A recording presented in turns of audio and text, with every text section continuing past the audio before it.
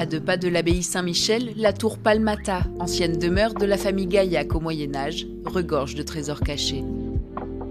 On a l'escalier d'origine dans la muraille avec les marches d'origine usées par le passage depuis le XIIIe siècle. Tout en haut de ces escaliers étroits, à l'abri des yeux du public, de nombreuses peintures ont résisté au passage du temps.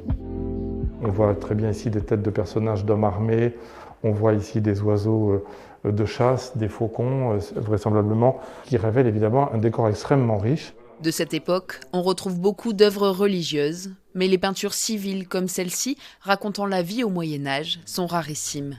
On connaît des éléments fragmentaires de ce type-là dans d'autres demeures du Languedoc, mais un ensemble aussi important et en aussi bon état dans une architecture contemporaine comme celle-ci, c'était effectivement assez rare. Dans les étages inférieurs, les peintures d'origine ont été recouvertes au fil des années, notamment au XIXe siècle. On imagine ce qu'il y a derrière.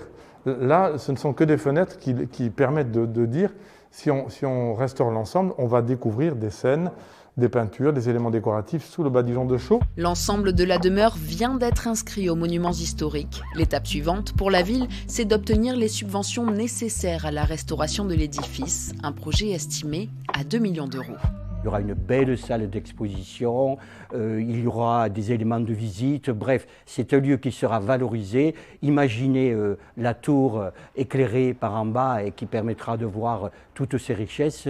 Ça va être un lieu qui sera couru et même s'il n'y a pas de pandémie, il y aura une longue file d'attente dans la rue du Mercat pour voir le bâtiment.